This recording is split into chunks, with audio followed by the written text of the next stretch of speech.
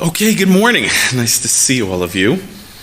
Some of you may be surprised to learn that every year tens of thousands of Israelis descend to Egypt for Pesach vacation. I know I was surprised when I learned that. I suppose that in recent years, due to the global pandemic as well as the presence of ISIS in the Sinai, I'm sure it's been less and been curtailed, but reports in years past of tens of thousands of Israelis going to Egypt for Pesach. I mean, it would be funny if it wasn't so tragic. I mean, it's so ironic, so counterintuitive, although I don't know, maybe they're trying to fulfill the mission at the end of Masechet Pesachim, Chayav Adam Lirot et Atzmo Ki'ilu Hu Yatsa Mitzrayim. We have an obligation to see oneself as if he too left Egypt. Maybe they're trying to reenact that, but I think they're really looking for a cheap vacation destination where they can get their shekels worth. Israelis love cheap vacation spots, and in the Sinai, you've got the beach, you've got the Yam, the sea, you've got 5-star hotels for pennies, and they can vacation like kings for a week. So the question I'd like to explore together with you this morning is it permitted for a Jew to return to Egypt? It's not so simple. Not so simple. And we'll see that opens up some other questions. I mean, you can ask, well, who would want to go back to Egypt? But it opens up some other questions or raises other questions. Is it permitted to go back to other places, other lands, other countries that have been less than hospitable to the Jewish people, right? What about returning to Spain following the Inquisition? All of a sudden, Spain wants to offer Spanish passports, EU passports to Israelis or to Jews of Sephardic descent. Is it permitted to go back to Spain following the Inquisition? And what about returning to Germany or other parts of Europe following the Shoah, following the Holocaust? These are questions that the poskim, as we'll see later on this morning, discuss and debate.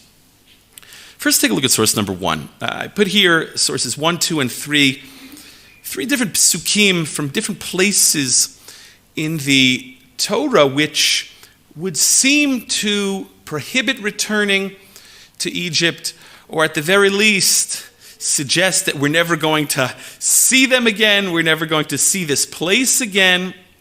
So the first pasuk is from Parashat Bishalach, and just a little context. The Jewish people, of course, leave Egypt.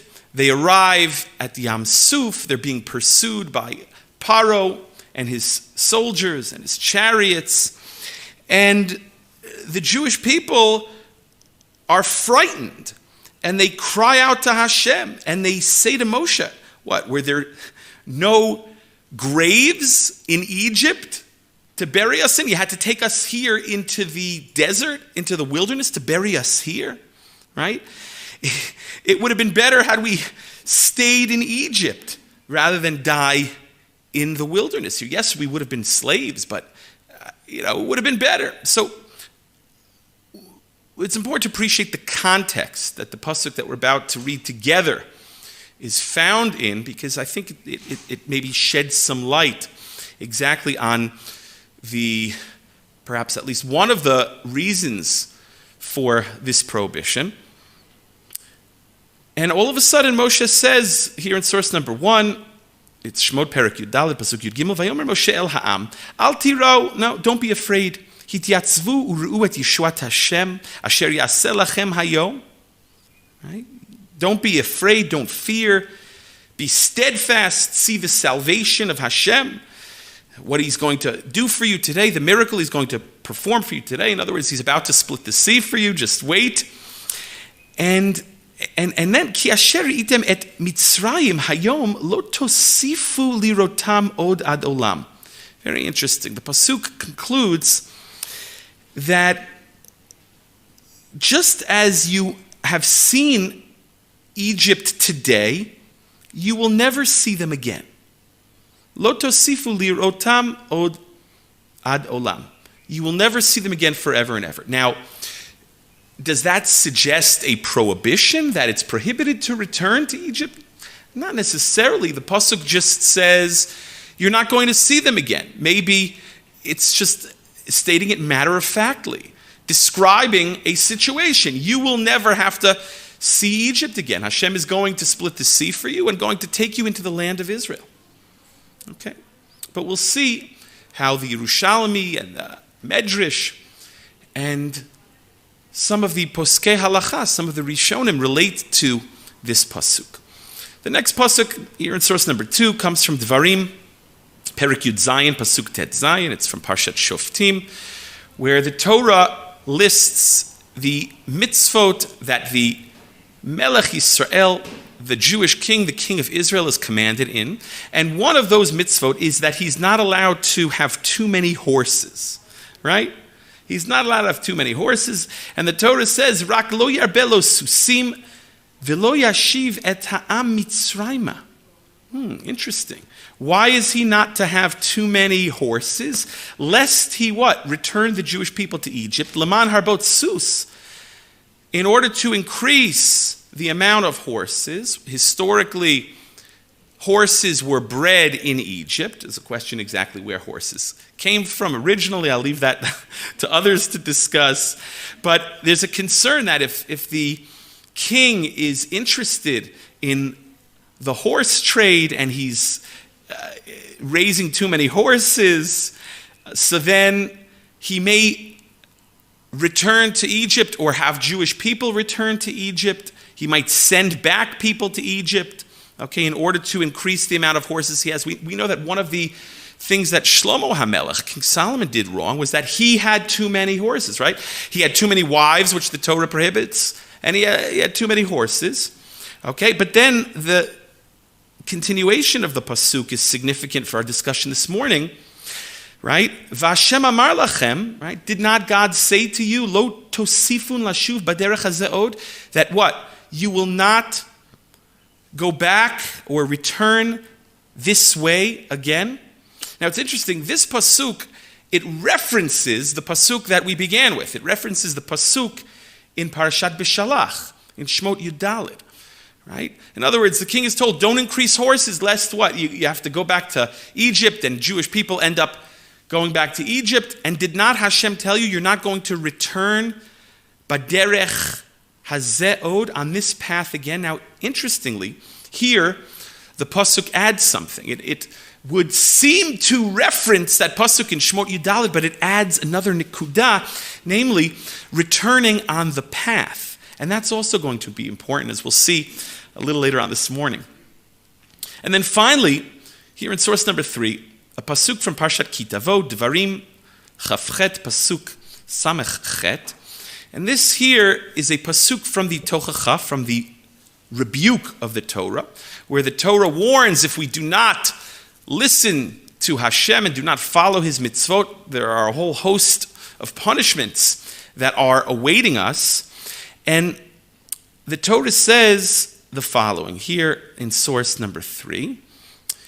V'heshivcha Hashem Mitzrayim ba'oniyot b'derech asher amarti lecha lo tosif od lirota. Hashem is going to return you to Egypt by boat on the path, the way that Hashem said, lo tosif od lirota, that you will never see again, you will never return to again. Okay, so here it's formulated as a punishment, or really as a warning that if you do not follow the Torah, you will be punished and you will be sent back to Egypt, the place where Hashem said you will never return to. Okay, and then the pasuk continues that you'll be sold into slavery, etc., etc. It's not only will you be sold into slavery, the pasuk actually says you'll be sold to your enemies as slaves, ve'en koneh, but no one will want you. There won't be any buyers. Okay, that's how devastating of a punishment it will be. Okay. So we have 3 psukim here in the Torah, but not an explicit prohibition. The Torah doesn't say you shall not return to Egypt. The Torah doesn't say that. It just would seem to allude to the fact that you're not going to return to such a place. And when will you return to such a place? Only in the event of a tremendous punishment, a klala, a curse, right? If you don't follow the Torah. However, the Yerushalmi, here in source number 4, and there's a parallel passage in the Medrash Mechilta, understands these 3 psukim to be a prohibition. The Yerushalmi and the Mechilta, and we'll see a number of Rishonim understand these psukim to, refer to a prohibition to return to Egypt.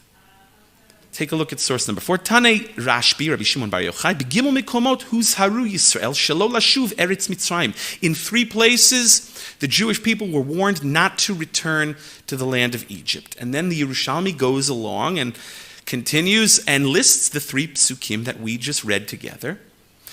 And then the Yerushalmi goes ahead, as does the Midrash, and say, however, Ubishloshtan chazru. There were 3 times that the Jewish people did indeed return. There were 3 periods where they violated this prohibition, returned to Egypt. Ubishloshtan naflu. And those 3 times they fell. Okay, they were unsuccessful. And the Yerushalmi talks about that during the period of the Assyrians, Melech Ashur, when the northern kingdom asked for help from the Egyptians to fight against Ashur, to fight against the Assyrians. And the Navi Yeshayahu, the prophet Isaiah, warned them against asking for help from the Egyptians and going down to Egypt, etc., and referring to this prohibition in the Torah. Okay, but of course the Jews did not listen to the Navi, and then they were punished. The Yerushalmi indicts them and explains, this is one of the reasons why the northern kingdom was ultimately exiled. Sancherev Melech Ashur comes along and exiles the northern kingdom, the 10 tribes. They become the 10 lost tribes after this period. And then following the destruction of the first temple, Yirmiyahu HaNavi, the prophet Jeremiah, warns the people not to go to Egypt. Of course, they don't listen, and they settle in different places, as is described in Sefer Yirmiyahu, and they fall into idolatry. They become Ovdei Avodah Zarah, and then not long after, Nebuchadnezzar, Melech Bavel, the king of Babylonia, invades Egypt and destroys the Jewish communities there as well. And then finally, the 3rd time was following the destruction of the second temple, when many Jews went to Egypt and they created a vibrant community in Alexandria. And we'll see a passage about that just in a moment in the Talmud Bavli.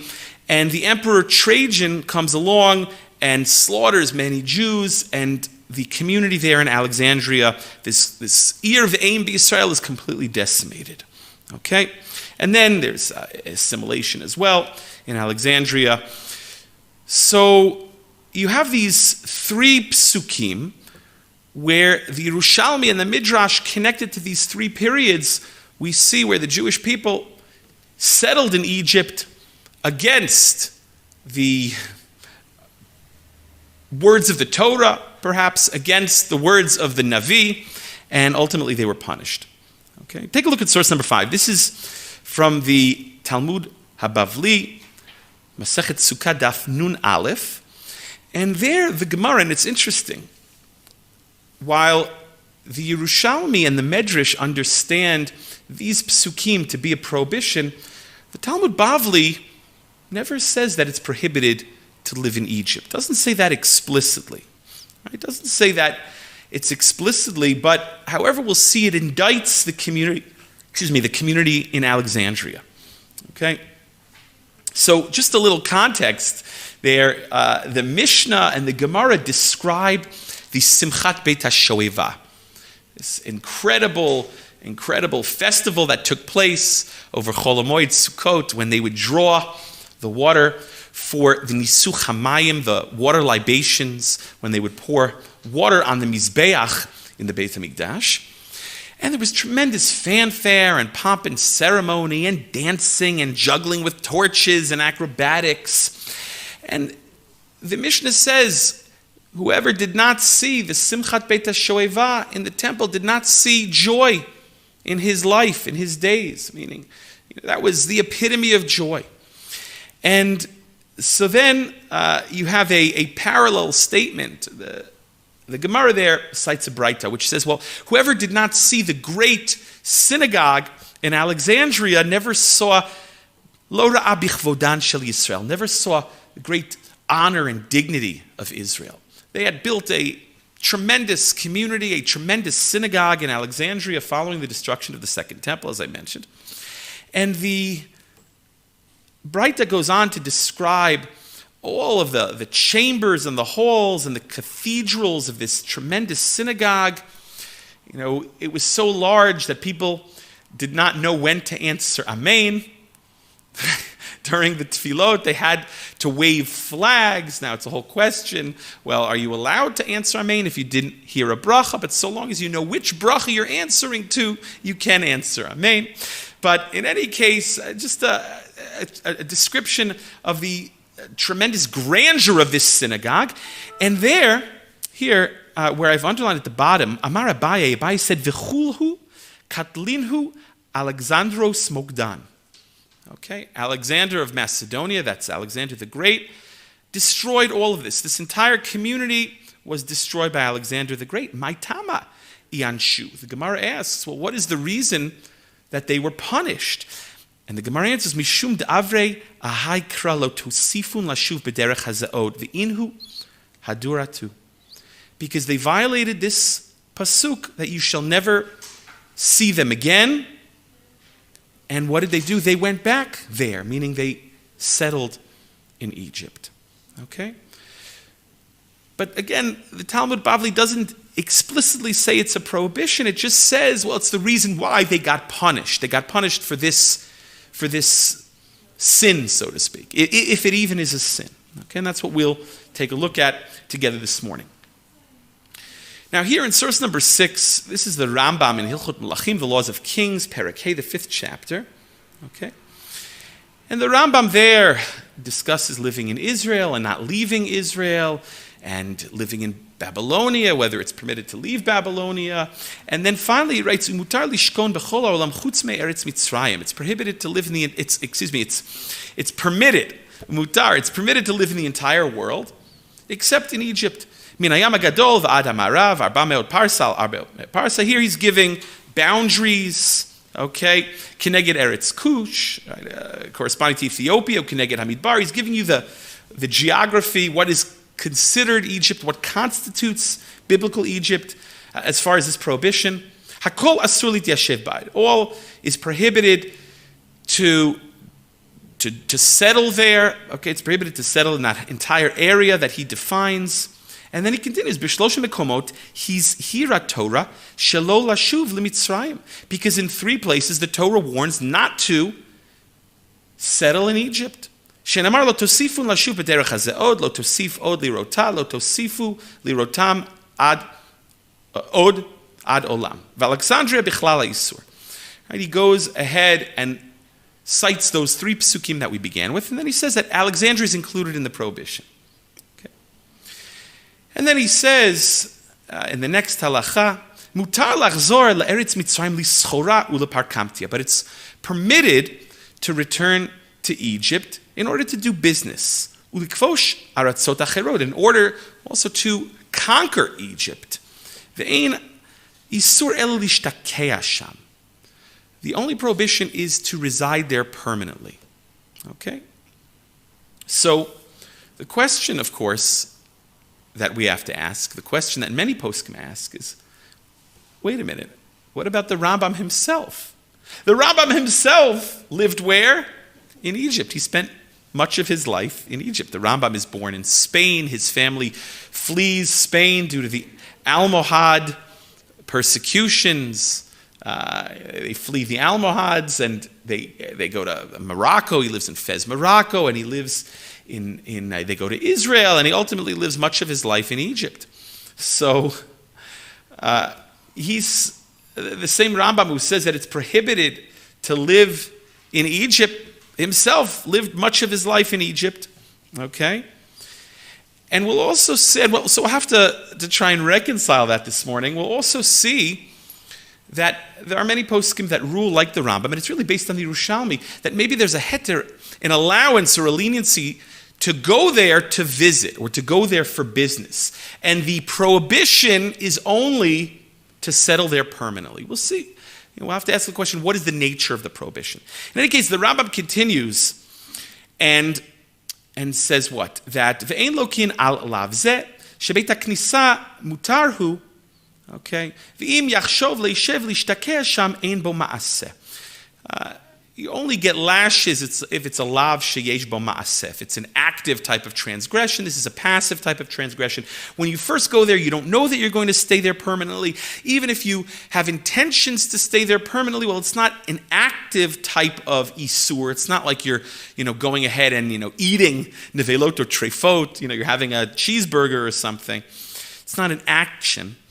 And then the Rambam continues and adds something that's not so important for our conversation this morning, but that if it's part of an extension of the land of Israel, we've spoken in the past about Milchemet Mitzvah and Milchemet Rishut. In Milchemet Rishut, the king, together with the Sanhedrin, the Beit Din HaGadol, can go to war against neighboring countries in order to extend the boundaries of the land of Israel. So the Rambam writes that in such a case it would be permissible, because then in such a case we extend the land of Israel, and even with the Sanhedrin, and maybe you need the Urim V'Tumim, the sanctity of the land of Israel to neighboring lands that we conquer, in which case it's not called the land of Egypt anymore. Now it's called Israel. It's no longer included in this prohibition because it's no longer Eretz Mitzrayim. Okay. Now, it's not on your source sheets, but there's a parallel passage in the Rambam's Sefer HaMitzvot. It's Mitzvot Lo Ta'aseh Mem Vav, where the Rambam writes that, yes, there is a negative prohibition, a lav in the Torah to return to the land of Egypt, to settle in the land of Egypt. That's how the Rambam defines the prohibition. It's settling there permanently. And we'll come back to that a little later on this morning, the Rambam's Sefer HaMitzvot, because there the Rambam gives us a little bit of what you might call the tam HaMitzvah, the tam HaIsur, the reason behind the prohibition. Okay. Now, as I mentioned, you have to ask the question. The Rambam himself lived in Egypt. The Rambam, who considers this a prohibition, a Torah prohibition, himself lived in Egypt. And not just the Rambam, but many great rabbis throughout Jewish history. As we'll see this morning, there were vibrant Jewish communities at different periods, even into the 20th century, into the first half of the 20th century. Before the UN declares the partition of Palestine in November of 1947, the partition plan, when Jews in all the Muslim countries had to flee. Really, up until that point, there was a vibrant Jewish community in Cairo, in Egypt. Okay, so the Smag here in source number 7 asks that question. Okay, the Smag, of course, is the work of Rabbi Moshe ben Yaakov Mikutzi. Rabbi Moshe Mikutzi was one of the Balei Tosafot of the 13th century. And the Smag, the Sefer Mitzvot Gadol, is his work on the Taryag Mitzvot. And he writes the following, where I've underlined. He says, V'yesh tema al kama kilot hashochnim sham. We can ask the question on these communities that dwell there, meaning in Egypt. V'gam Rabbeinu Moshe, b'Rebbe Maimon, halach l'sham lagur. And what about the Rambam who went there to live?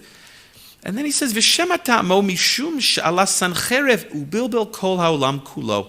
V'gam Mitzrayim nitbal bilu. Okay, so he says, he quotes the Mishnah in Yadayim, in Masechet Yadayim, which describes how Sancherev, the king of Ashur, came along and mixed up all the lands of the world. Bilbel et kol ha'olam, bilbel et ha'umot.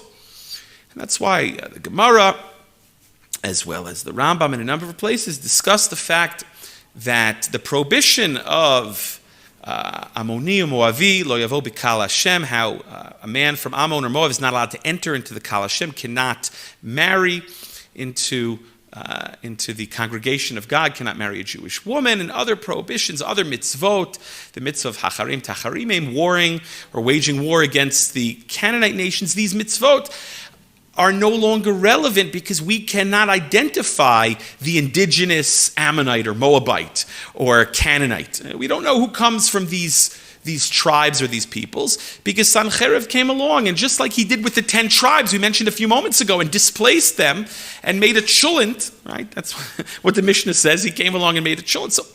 So these prohibitions no longer apply. So what the Smag suggests here is maybe the prohibition to return to Egypt and live there is no longer relevant, because we don't know who the native Egyptians are, the indigenous peoples are. Sancheiriv came along and scattered. They were conquered and people were displaced throughout history. So he says a few things. Number one, he says, well, maybe the heter to live there is because they went there to. I'm sorry. He doesn't say. We'll come to that in a moment.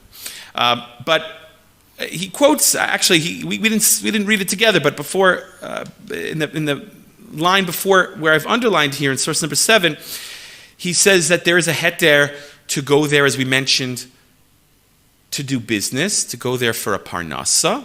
Okay, so he mentions that. That's based on the Yerushalmi in Sanhedrin, and then he says maybe there's another heter. Maybe the prohibition is no longer relevant once Sancheiriv came along and mixed up the whole world. However, the question you can ask on that, and the question that many poskim ask on that suggestion is, well, that's all well and good, right? But the Talmud mentions how the Jewish people went there following the destruction of the first temple and the destruction of the second temple. Both the Yerushalmi and the Bavli mention the community in Alexandria, and they were punished. So that was long after Sancheiriv came along and made a mess of everything and mixed everything up and scattered people and displaced people, and we can no longer identify the indigenous Egyptian. And this raises a question that we'll see shortly, which really goes to the heart of the prohibition. Is the issue returning to Egypt, meaning is the prohibition a geographical one, or is the concern maybe living among the Egyptians, right? If the reason for the prohibition is living among the Egyptians, so then you can say like the Smag, that it's no longer relevant because the native Egyptians, the indigenous Egyptians are no longer there. We don't know how to identify them. We don't know if the people that live in Cairo today are the same Egyptians that persecuted us, 3,500 years ago.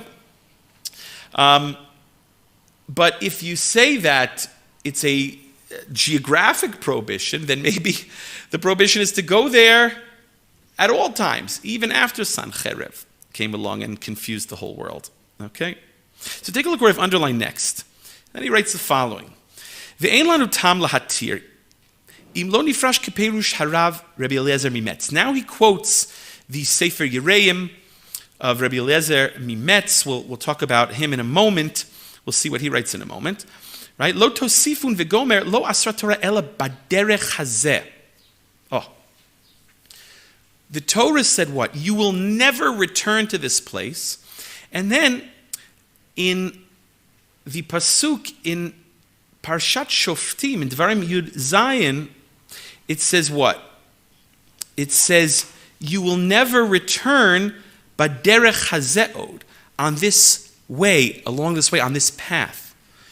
So the Smag quotes from the Sefer Yereim, who says that the prohibition is, he limits the prohibition to returning on this path, which he interprets to mean, klomar, as if to say, this is the Smag's interpretation. Okay, we'll see.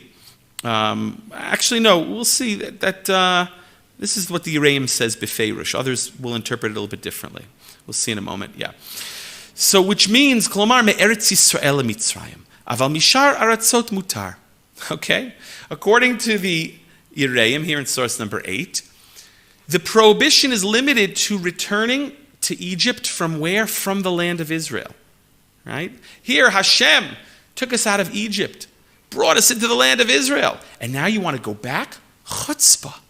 Okay, so the Yereim and others limit the prohibition to returning to the land of Egypt from the land of Israel. Now we'll see others interpret the prohibition b'derech hazeh. You're not going to go back on that way. That maybe what it's saying is it's even a more restricted or limited prohibition. You have, in order to violate this Torah command, you have to actually follow the exact path that the Jewish people took. Well, how did they? What do you mean the exact path? How do we know, right? Well, you don't know. And then, of course, if you get on an airplane, maybe you're fine. And some want to say, well, maybe, in Parshat Maseh, where you've got all the different 42 stops along the way that the Jewish people made from Egypt till they got to the land of Israel. They were wandering the desert for 40 years. So maybe you have to go on that exact route. And by the way, then all of a sudden that answers the question why the Torah dedicates so much discussion to all of these places.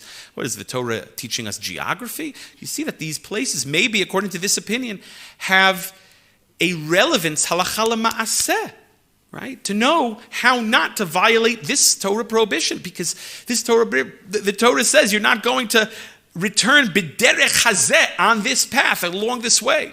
Okay, so some want to limit this prohibition even beyond what the Smag and the Yereim here say. Okay, the Yereim here in source number 8, we mentioned where I've underlined, writes V'yesh lomar midichtiv b'derech hazeh shelo asar katuv ela lashuv me'eretz Yisrael leBitzrayim. The prohibition is only returning from the land of Israel to Egypt. Aval b'shar atzot mutar, but from other lands it is permitted. Okay, Rabbi Eliezer Mimetz, also one of the Balei HaTosfot, very important work, the Sefer Yereim. It's a work also on the Taryag mitzvot, but it has Musar and Machshava mixed in as well. He was a Talmud of Rabbeinu Tam and Rabbi Elazar of Worms, the Baal Rokeach and the Ravya. So you see the Balei HaTosafot and the Chachmei Ashkenaz are already relating to this question. How do we define this prohibition? Another one of the Chachmei Ashkenaz here, it's source number 9, the Hagot Maimoniot. The Hagot Maimoniot, Rabbi Meir HaKohen of Rothenburg. He was a Talmud of the Maharami Rothenburg. Okay, also lives in the 13th century. Eliezer Mimetz is a little earlier. He's 1140 to 1237. Meir HaKohen Rothenburg is from 1260 to 1298. He's a little later. And he also asks this question in his comments to the Rambam, here in source number 9. There in the 5th chapter of Hilchot Malachim, he writes, V'yesh teim al kilot ha-shochnim sham, v'gam Rabbeinu ha-mechaber atzmo halach lagur sham. He asks the question that the Smag asks. I don't understand. What about all these Jewish communities in Egypt? And what about Rabbeinu ha-mechaber, the Rambam, the author? He's commenting on the Rambam. He also lived there, right? So he writes the following. He also quotes this opinion of the Yereim. Ve'en lanu tam lahatir im lo nifrash keperush re'im keperush lo tosifu lo asrat Torah ela b'derech hazeh klomar me'eretz Yisrael mitzrayim aval mishar aratzot mutar, as we said before. And there's a fascinating passage in the Kaftor Vaferach here in source number 10. The Kaftor Vaferach is the work of Ishtori Parchi. That was his pen name. We don't know too much about him, unfortunately. According to many, it's the work of Rav Yitzchak HaKohen ben Rabbi Moshe HaParchi. Ishtori, some explain, stands for Ish Torah. He was a man of Torah. Okay, HaParchi, because his family had initially come from Florencia in Spain and then emigrated ultimately to France, but Florencia, flower, Perach Parchi. Okay, that's how some explained his name. And he writes this fascinating work, Kaftor Vaferach, on the geography of the land of Israel and the laws related to the land of Israel. And it's such an important work. It's such a seminal work on the laws of the land of Israel. And he has a lot of fascinating, really historical nuggets there, for lack of a better word. He records a lot of fascinating things. There he writes the following, where I've underlined, V'shamati b'Mitzrayim. He says, I heard when I was in Egypt. He's talking about this prohibition to return to Egypt, to live in Egypt. He says, I heard when I was in Egypt, mipi harav Shmuel zal, echad mi bnei banav shel harambam zal. I heard from Rav Shmuel, one of the grandchildren of the Rambam, shekeshaharam zal haya chotem shmo be'igeret shlucha haya misayem hakotev ha'over bechol yom shlosha lavim ploni. Wow. He says he heard from one of the grandchildren of the Rambam that whenever the Rambam would sign a letter, he would sign it, I, the Rambam, here the undersigned, I, the Rambam, who is in violation of 3 prohibitions daily, which is understood to mean this prohibition of living in Egypt, which is mentioned 3 times in the Torah. Amarti lo derech chatzine chamas. So now here the kaftor of Aferach, Ishtor Parchi is speaking. He says, so I said to him, like, to give him a little consolation, a little chizuk, Shema harav zal haya muchrach lamod sham, sharei rofel melech Mitzrayim. It's possible that, the Rambam had no choice. He had to live there because he was the physician to the Sultan, to the king in Egypt. And he mentions the Gemara that talks about certain leniencies for those who are karov la malchut, people that are close to the king. There are certain leniencies. V'yesh mefarshim shema she'asra Torah lashu b'derech hazeod eino ela al derech hamidbar yam suf. Now here, he mentions what we had previously mentioned. The Torah says you're not to return this way, right? This path. And he interprets it more literally, not only like the Yereim had suggested, and we saw in the Smag and the Hagot Maimonides as well, that the prohibition is to return from the land of Israel to Egypt, but this path, as if to say, Al derech hamidbar yam suf, literally through the Sinai, okay? Through the Sinai. Now, it's interesting, this idea that the Rambam would sign a letter, I, the Rambam, who is in violation daily of these 3 Torah prohibitions. We don't have any evidence for that. And many poskim say that that's not to be believed. We have fragments of letters. We have letters of the Rambam. We have his signature in a number of places. Okay, there are authoritative manuscripts of the Rambam where he signs off on them. We've got letters and things and Geniza fragments, and nowhere is there any evidence that the Rambam signs his name, I, the Rambam, Rabbi Moshe ben Maimon, who's in violation. But certainly there are heterim, as we'll see, if it's for parnasa, if it's not to live there permanently, maybe if you're not following the exact path, okay, that the Jewish people took historically. Okay, or maybe it no longer applies, given that, as we said, the Egyptians today are no longer the same Egyptians who persecuted us. Take a look at the Ritva here in source number 11. The Ritva writes, where I've underlined, "V'nachon yoter she'ena yisur hahu ela bizman she'Yisrael shruyin al admatam." The Ritva is a major chidush here, a major chidush. He says maybe the prohibition is limited only to a time when the Jewish people are living in their land.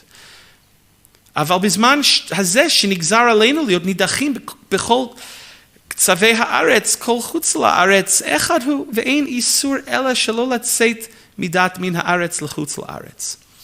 He says, wow, incredible. Maybe the prohibition is only when the Jewish people are living in their land and there's Jewish sovereignty. But now that we're in Galut and the Jewish people are spread out across the diaspora, maybe the entire diaspora, Egypt included, is considered as one land. And the only prohibition is a prohibition to leave the land of Israel. We know that there's a separate prohibition, perhaps, to leave the land of Israel. The Rambam discusses that as well in Hilchot Malachim. The Gemara gives certain heterim, if life here becomes unlivable, if there's a famine in the land, there are other leniencies as well, why one may leave the land of Israel. But that's what the Ritva says, that maybe this prohibition, again, is only limited to a time when there's Jewish sovereignty. Okay? And when we're living on our land. And then, of course, we'll have to ask the question, what about today, when we have the state of Israel, when we have returned to our land? And we'll see that there are poskim who did discuss this in advance of the Hakamat HaMedina and in light of the Hakamat HaMedina. But first, the Rabbi is here in source number 12, also one of the great poskim who happened to live for many years in Egypt. Okay, he was the Rav and Rosh Yeshiva and Av Beit Din in Egypt, and ultimately he makes Aliyah. He comes and lives in Jerusalem and lives in Tzfat and serves on the Beit Din of Rav Yosef Karo in Tzfat. The Rabbi lived from 1479 to 1573. Major posek, wrote thousands of tshuvot. And in his comments to the Rambam's Hilchot Malachim, here in source number 12, he writes the following: V'yesh li tein tam shelo asrat Torah ela leired lagur sham v'lishtakeh. He says, number one, maybe the prohibition is only, again, to dwell there permanently. Like we say in the Haggadah Shel Pesach, right? When Yaakov and his children come down to Egypt, because there was a famine in the land, it was only supposed to be temporary. They went down there to reside there, not to live there permanently, not to move in. Okay. And then where I've underlined next, he writes the following: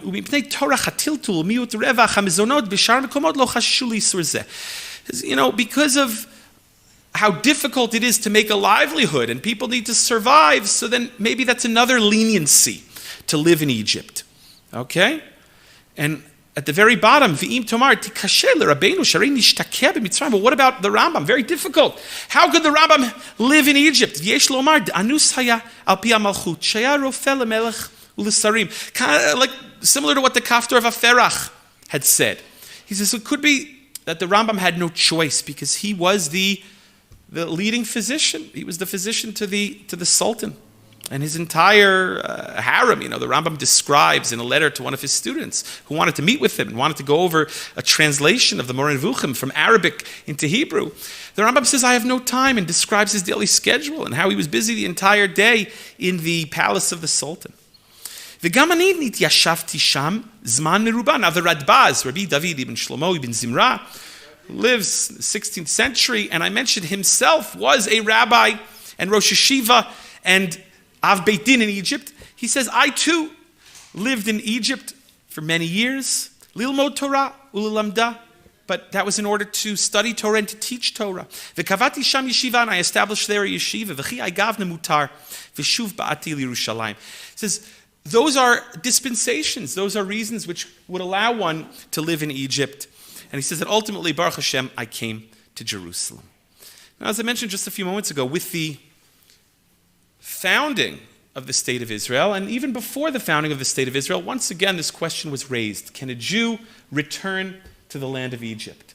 And how do you define that prohibition? Okay? So here in source number 13, I've excerpted a passage from a tshuva of Rav Kook, from the Mishpat Kohen of Rav Kook. Okay? And Rav Kook writes, Shelo hizhira Torah lashuv la'eretz Mitzrayim eli yechidim. Sheyesh chashash shelo yilmedu mima'aseihem. Now here he touches on the reason for the prohibition, the tam ha'mitzvah, the tam ha'isur, which we haven't gotten into this morning. But he says the prohibition is only on individuals, not on Jewish communities. We've asked previously, how could it be that there were major Jewish communities in Egypt? Well, according to Rav Kook, the prohibition is only on individuals and not on communities. Why? There's a concern that the individuals may become influenced by the Egyptians. They may ultimately assimilate. Okay, that's the concern, that they'll learn from their ways. Aval tziburim shleimim shel Yisrael shehem shochnim biyachad b'Mitzrayim ein baze isur shekevan shehem yuchadim min haumot sham al yidei kvutzam b'kedusha einam bichlal azharat haTorah kevan shedarish tama dekra mishum shelo yilmedu mima'aseihan hamekukalim v'ze lo sheyach b'tziburim. Again, he says that if you have an entire community, so the community is sort of protected. The community will not be influenced as easily as opposed to individuals. We know, of course, that in advance of Yaakov coming down with his children to Eretz Mitzrayim. Yosef sets them up in Goshen, which is supposed to be this oasis of Torah for them. It says that Yaakov sent Yehuda, his son, Lehorot, right? What does that mean? According to the Midrash, it was to go there and to check things out and to set up yeshivot there. So you have in Chazal these ideas already that Eretz Goshen was supposed to be a place for the nascent Jewish nation to go down to Egypt, but to maintain their identity there. Okay? Here in source number 14, a tshuva of Rav Herzog, already after the founding of the state of Israel, if it's permitted to go down to Egypt for a few years, what about for shidduchim? Imagine someone can't find anyone here in Jerusalem or Tel Aviv, and he has to go down to meet a nice girl in Cairo. Okay? So Rav Herzog writes, where I've underlined, Lo ra'iti mi she'itorer, aval yesh litorer al zot. והוא שרבותינו הטור והבית יוסף ז"ל כללו בחיבוריהם את כל המצוות הנוהגות בזמן הזה ולא הזכירו אפילו ברמז האיסור הזה של ישיבה במצרים. Rav Herzog makes such an important point that no one else makes. He says, I haven't seen anyone mention this. But he says, yes, it's true. As we saw, the Rambam records both in Hilchot Melachim as well as in his Sefer Mitzvot that there's a prohibition to go and return to Egypt to live there permanently. But Rav Herzog says, but that's not included in any of the other codes of Jewish law. It's not found in the Torah. It's not found in the Beit Yosef. It's not in the Shulchan Aruch, right? Who record the Torah and the Shulchan Aruch, the Beit Yosef, they record the halachot that are relevant today. You see, the Rambam talks about korbanot and the Beit HaMikdash and things that are relevant when, again, as the Ritva mentioned, when there's Jewish sovereignty, when the Jewish people are living on their land. But the Rambam is summarizing all the mitzvot of the Torah, even those that are not applicable today. So what Rav Herzog suggests, and it's an incredible chiddush and so important, he says, maybe this prohibition does not apply today. The Haraya, our major codes of Jewish law, the Torah and the Shulchan Aruch, do not record this prohibition. Okay? So, as we saw, there are different leniencies, whether it's you're only going there to do business, you're not intending to live there permanently. Maybe the prohibition is only at a time when there's Jewish sovereignty or the Jewish people are living on their land, or maybe it's only on individuals and not on communities. Right? Here Rav Herzog says maybe the prohibition is not even relevant whatsoever today because the major codes of Jewish law don't even record it. Okay. Now, what's the reason behind the prohibition? So we're almost out of time, but just to summarize, in source number 15 is a passage from the Sefer HaChinuch. Sefer HaChinuch often follows the Rambam, so he too records the prohibition. And he writes that the reason is because the Egyptians are ra'im v'chataim, right? They are wicked people, they're sinners, and God took us out of there, and He redeemed us from that place, that we should walk in the proper path. So it's pasnisht. Not a good idea to go back to Egypt. The Torah warns in Parshat Acharemot in Vayikra Perek Yudchet, K'maaseh Eretz Mitzrayim asher yeshavtem ba lo ta'asu. We're not supposed to imitate the deeds, the actions of the Egyptians. The Torah warns against imitating the Egyptians, and Chazal have different definitions of exactly what that means. It refers to sexual transgressions. Egypt was considered a place of great immorality. It was the Sin City of its day, if you will, the Las Vegas of its day. Rabbeinu Bechaye here in source number 17 also says similarly, we're not supposed to learn from their ways. That's the reason behind the prohibition. We shouldn't learn from their ways. That actually is what the Rambam writes in his Sefer HaMitzvot, which is not on your source sheets, but in his Sefer HaMitzvot, the Rambam writes also, we're not allowed to return to Egypt so that we don't learn from their ways, we don't walk in their disgusting ways, okay? And you also have another idea, not only about just learning from their ways, the danger of learning from the Egyptians and imitating the Egyptians. But as you know, throughout our stay, if you will, in the Midbar, we were constantly complaining, right? In Parshat B'Shalach already we're complaining and we're saying, would that we return to Egypt and sit by the flesh pots of Egypt. Oh, it was so good over there.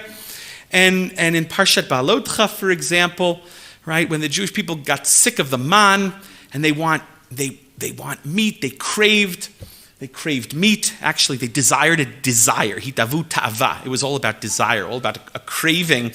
And they say, we remember the fish that we used to get in Egypt for free, and the kishuim and the avatichim and all the good stuff, all the cucumbers and the melons and the onions and the garlic that we used to get, the gourds and things in Egypt. So another way of looking at the prohibition perhaps is, here Hashem took you out of Egypt, right? And constantly you're saying, oh, we had it so good in Egypt. Where's the hakarat hatov? So some explain maybe that's the reason for the prohibition in returning to Egypt. Okay, and that, I think, that perspective works especially with those who say that the prohibition is defined by returning to Egypt from Israel, or even, as we saw, returning to Egypt on the very path that the Jewish people took out of Egypt. As we saw this morning, there are those who define the prohibition as returning to Egypt from the land of Israel and taking the very same path. So that's a slap in the face. That's chutzpah. That's what the Jewish people, unfortunately, did throughout their stay in the Midbar. Okay? We're out of time, but just a fascinating tshuva here in source number 20 and in 21, which I'll summarize for the sake of time. I urge you all to look it over for homework. I was hoping to read this together with you inside, but we're out of time already. This is a tshuva here in source number 20 from the Kol Mivaser, Rav Meshulam Roth. Major posek, a Galician Gaon, who wrote a lot of very important tshuvot in the early days following the Hakamat HaMedina, related to things related to the state and religion. And he mentions that there was a meeting of the leading rabbis at the time. Okay, this is following the founding of the state of Israel. Leading rabbis got together, leading poskim, and they had a v'idat rabbanim.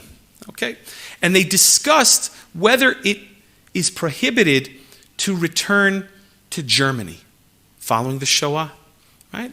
Following the horrors of the Holocaust, Hashem, in His infinite kindness, gave us a state of Israel.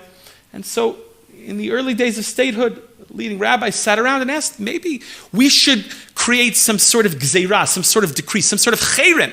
We should create a cherem. We should announce a cherem, proclaim a cherem, prohibiting Jews from returning to that awful place, Germany. Okay, and that's what this tshuva here discusses here in source number 20. It's Kol Mevaser Chelek Aleph Siman Yud Gimel. And he mentions there that, he talks about this prohibition of returning to Egypt, because others explain that maybe the prohibition to return to Egypt is, look, how could we return there after what they did to us? Right? And maybe we should extend that prohibition to other places that have been less than hospitable to the Jewish people throughout Jewish history. And he mentions even that there is let's call it a tradition. There is a tradition that following the expulsion from Spain and the Spanish Inquisition, the rabbis made a cherem on returning to Spain. But then he says that we don't really have evidence for that. It's not really recorded in any of the rabbinic literature, if you will, the codes of Jewish law.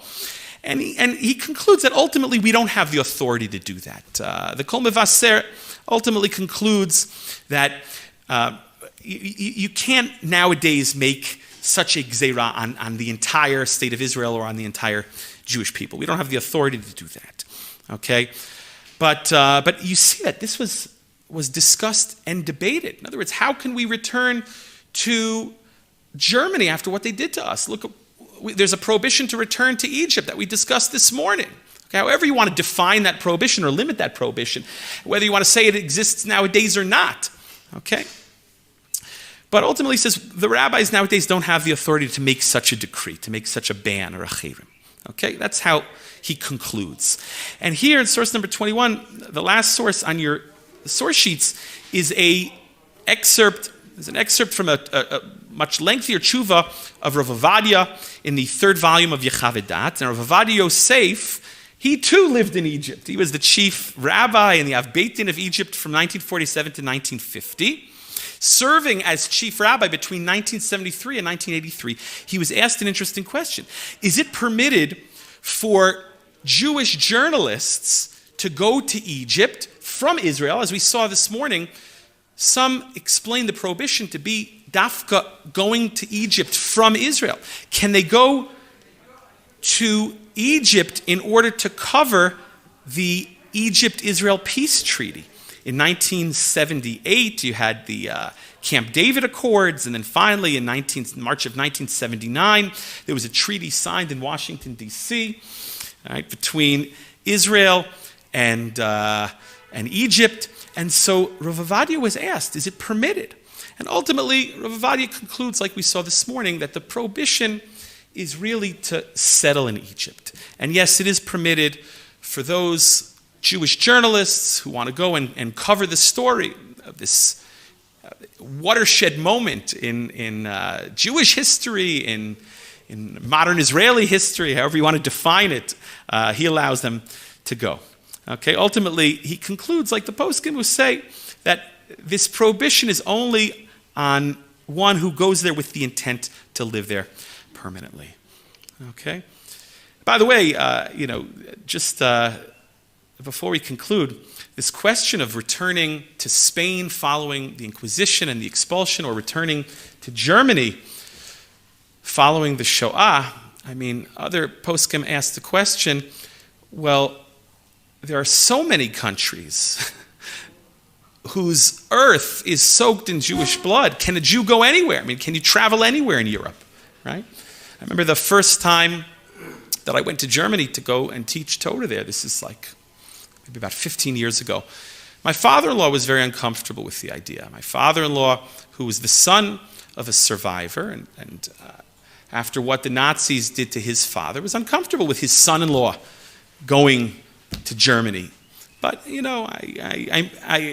I made peace with it. I reconciled with it because I'm going there to teach Torah. In Germany today, you have thousands and thousands of Jews from the former Soviet Union that are living there, and there's wonderful kiruv that's being done, and there's a lot of opportunities there. But that discussion that the Kol Mevaser refers to here in your source sheets is really based on this question that we explored together this morning of, is it permitted for a Jew to return to Egypt nowadays? Okay. Anyway, I wish you all a Chag Kasher V'Sameach. If I don't see you next week, I will be giving a class here next Wednesday morning. Okay. For anyone who wants to get out of the house to take a break from Pesach cleaning, okay, you're welcome to. By then it's Pesach cooking. Okay. If anyone wants to take a break from Pesach cooking, you're welcome to come. I hope to see you all next Wednesday morning. If I don't see you, have a Chag Kasher V'Sameach. And hopefully you're spending your Pesach here in the land of Israel and not in the land of Egypt. All right. Be well.